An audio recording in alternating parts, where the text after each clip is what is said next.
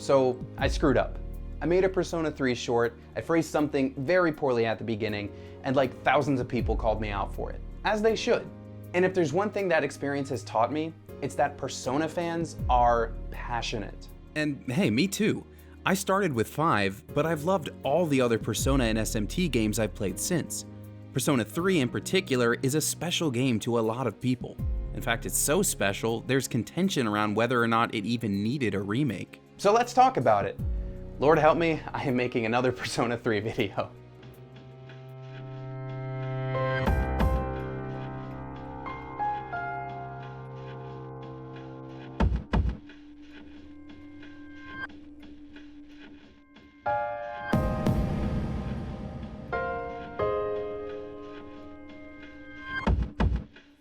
Chances are that most people watching this video already know a lot about Persona 3 and its various versions, but just in case you started with Reload, here's a quick history lesson. Persona 3 launched on PS2 in 2006 in Japan, releasing in other territories a little later. Players took on the role of a male student at Gekkoukan High School. Not long after the original game released, developer Atlus put out Persona 3 Fes. That's short for Festival, FYI. This renamed the original storyline The Journey and added an extensive epilogue called The Answer, which put players in control of Aigis, a robot girl who was previously just a party member. A few years later, a PSP version dubbed Persona 3 Portable was published. This made some massive gameplay changes, cutting out The Answer altogether and trading the city exploration for an on-screen cursor and more narrative adventure-style gameplay. In exchange, Portable added the option to play as a female main character, better known as FemC. That's actually what my infamous short was about. FemC brought new dialogue and some alternate social links. More on those in just a moment. Persona 3 Portable is the version that I played, and according to some people, that's wrong. Oh, and just to make it worse, I played through the PC port on Game Pass. That's why most of the footage you see in this video is someone else's playthrough of Persona 3 Fes. Massive shout out to Spheric Alpha for giving me permission to use the gameplay you're watching right now. Please go to Alpha's channel and like, comment, subscribe, all that stuff. It's the least we can all do to say thank you. But even though I played the quote-unquote worst version, I still absolutely loved it. And that really speaks to the quality of the base game, you know? So why remake it? It's a good question, and I'd be happy to hear your thoughts too. Go ahead and leave those in the comments. For the purposes of this video, I went to Reddit and asked people directly. That thread is linked in the description in case you want to check it out yourself. Between Spheric Alpha's gameplay and all the Reddit responses, I owe a lot to my fellow Persona fans. Yay, crowdsourcing. Now I know what you're thinking. Isn't this channel supposed to be all about positivity? Won't this video just be complaining about stuff that sucked in the original game? Not really. Persona 3 is a fantastic game, but, and we're going to use that word a lot today, but things can always be better. In fact, we're going to lay out those criticisms people had and talk about the positive changes that Reload brings to the table.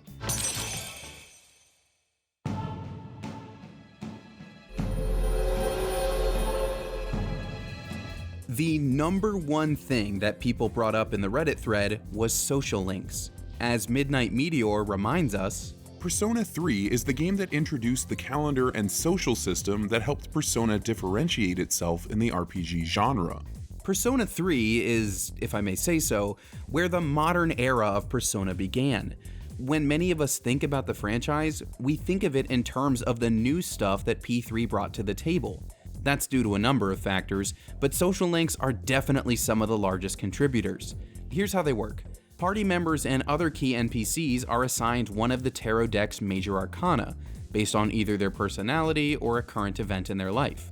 For example, the absolutely adorable Maiko represents the Hanged Man, because there's a major change in her life. Her parents are getting divorced. I know exactly how she feels, and that's why she's my favorite.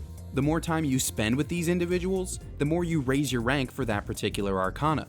Reach the highest level, and you'll unlock the ability to fuse the ultimate persona from that arcana. Sounds like a pretty good system, right? It's awesome. But, there's that word again, but it's not perfect. The forced romance and female social links is insufferable. Platonic female social links and general QOL improvements. The you don't get to be friends with the woman if you max their social link thing. The girls should know that sometimes a boy really wants to be just friends. Did you pick up on the issue there? Persona 3 has some of the best social links in the whole series, in my opinion, but you don't always get to enjoy them to the fullest extent. You see, in the original game, maxing out a link with some of your female comrades required you to enter into a romantic relationship with them.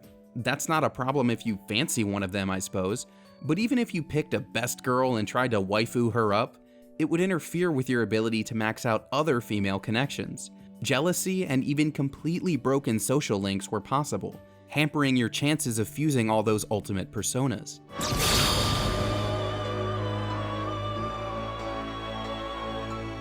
The solution? Not forcing romance in Persona 3 Reload.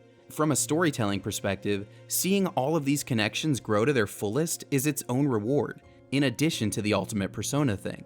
These are the people you spend dozens of hours with over the course of the game, so seeing each one of their storylines wrap up is only fair. On top of that, Reload offers fully voiced cutscenes at all stages of all social links, which again reinforces how experiencing these storylines is its own reward.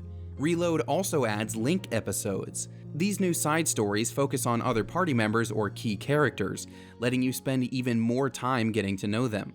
Plus, without FemC in Reload, it's a chance to bond with some of your male schoolmates who don't already have social links. Now doesn't that sound even better? My name is Mitsuru Kirijo. I'm one of the students who live in the storm.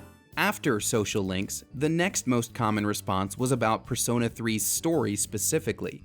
That makes sense. If you're spending a ton of time with these characters and enjoying social outings in between saving the world, you can't help but care about the collective narrative you're all experiencing together. To quote Midnight Meteor again, By far, the main reason I believe it deserves a remake is so more people can experience the story. I believe that out of all the Persona games, P3's themes are the easiest to understand and universal to everyone, since the game strongly commits to the theme of life and death. Meteor isn't alone in that thought. In my opinion, it needed a remake due to the fact that it arguably has the best narrative and story of the modern Persona games. A strong cast with a deep theme that goes even further than P4 and P5, a message and a theme that remains profound, a truly compelling story with memorable characters that deserves the audience P5 had. With the way the world is now, I kinda think the themes of 3 are incredibly important. That got a little serious at the end there, but that's pretty apt. Persona 3 takes place in a world where people are losing hope, falling prey to a state of aimless depression known as apathy syndrome. There's an acceptance of, and at times a longing for, death. I'm keeping this video spoiler-free for sake of those going into Reload blind, but just know that those themes are ever present in the main narrative as well as the side stories. To tie back into social links a bit, having newly voiced scenes and additional link episodes is an opportunity to explore those themes even further, like the Redditors said. Even without FemC or The Answer, oh, right, Reload doesn't have that either, by the way, there are plenty of pre-existing story beats that can be more deeply explored. Again, no spoilers here, but I do think that rival team Strega was given a bit of a short straw in previous versions of P3. Their whole deal is explained, and they do pop up throughout the story, but I never felt like I really got to know the individuals behind the manifesto, something that Reload is also correcting by simply featuring them more. I have no intention of relinquishing my abilities and living an empty life. Okay, so we've talked about a lot of the narrative stuff so far, but what about the moment-to-moment gameplay? What about the dungeon crawling at the heart of the game? What about Tartarus? As you can imagine, this was another common refrain on Reddit, and for good reason. Persona 3 players spend a ton of time in Tartarus. It's the only dungeon in the game, and you'll return to it again and again to see different randomly generated rooms as you progress toward the top floor or return to an earlier block to rescue someone who wandered inside, and get a little grinding in while you're at it. Actually, grinding is the point of contention here.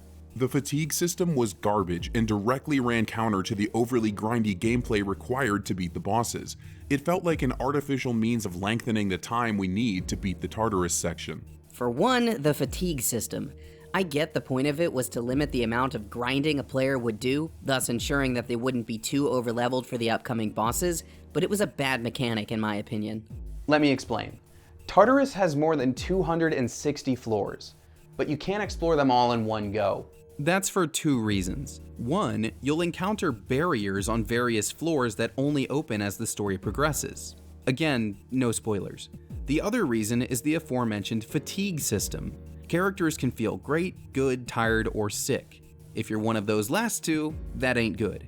You'll deal less damage, take more damage, become more susceptible to status ailments. It's a whole mess. This isn't good. Your health. Single strike. I am far from the first person to talk about this. In fact, in preparing for this video, I found a blog post from more than a decade ago that's literally titled How I'd Fix Tartarus. Author Brick Road raises some great points, so I'd recommend giving it a read if you're a fan, even if you just view it as a time capsule. That link is in the description as well.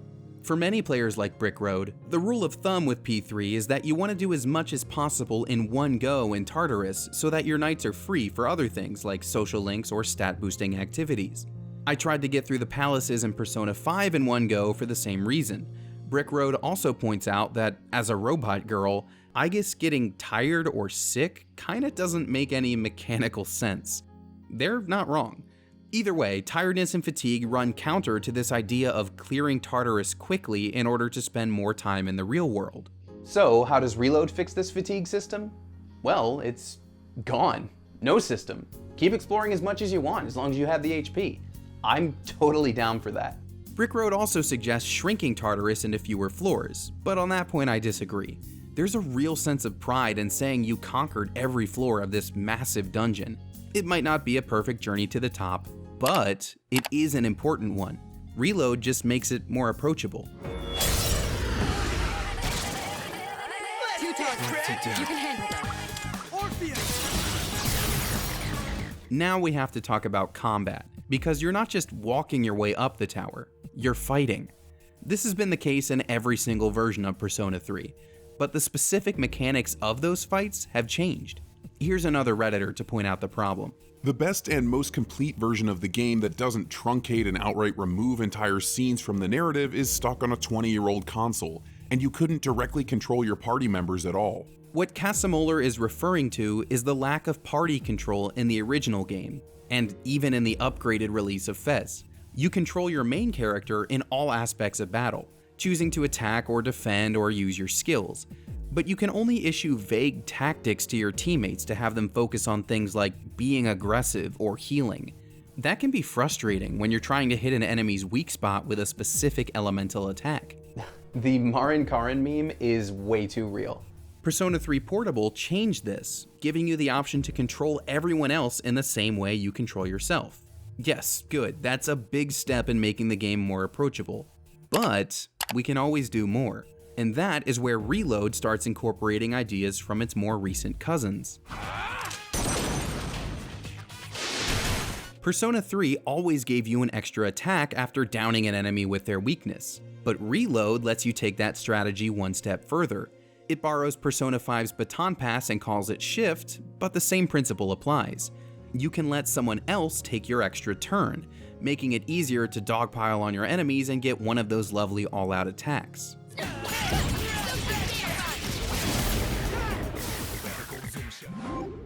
You can also strategize more with your individual party members thanks to Theurgy. Think of it like a Final Fantasy limit break or any other type of ultimate attack. Fill your meter, and you can deal a bunch of extra damage. The strategy comes into play with how you build that meter, since it's different for every character. Takeba, for example, fills hers by using healing skills. If you put her into that role for a bit, your reward for taking care of others will be unleashing an ultra-powerful wind attack.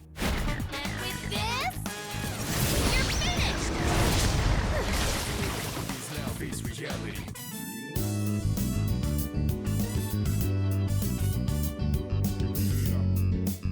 Hey, you hear that? That's a revamped song for Reload.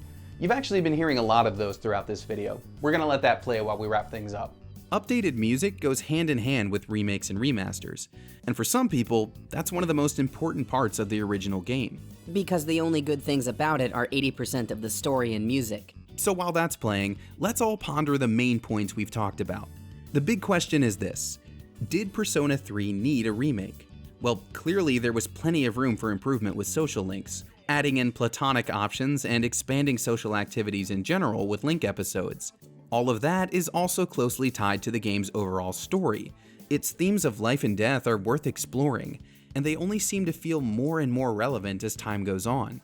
When it comes to Tartarus, being able to explore the tower more freely is, well, freeing. You can free up your nights for that fun social stuff or any other activity you want to do that isn't more dungeon crawling. And when you are in the dungeon, more specific tactical options make it easier to strategize against shadows and bosses alike. And hey, maybe you're looking at all those changes and thinking, nah, I don't want those. That's fine too. The game is called Persona 3 Reload for a reason. If you'll bear with me on this metaphor, the game itself has already been fired off several times, from the original release to Fest to Portable. Reload is another bullet from the same gun. It's not replacing any of those other releases, it's just the latest one. If you want to experience the original game or Fest, you can still do that. But there are hurdles. Portable is a lot easier to get your hands on these days, and now Reload is arguably the easiest. All of those versions offer different takes on the same base game. Reload is another celebration of the same story, one that's proven itself several times over. If my excitement here or the passionate comments from Reddit say anything, it's that it's a story worth experiencing. So, as they say, why not give it a shot? So.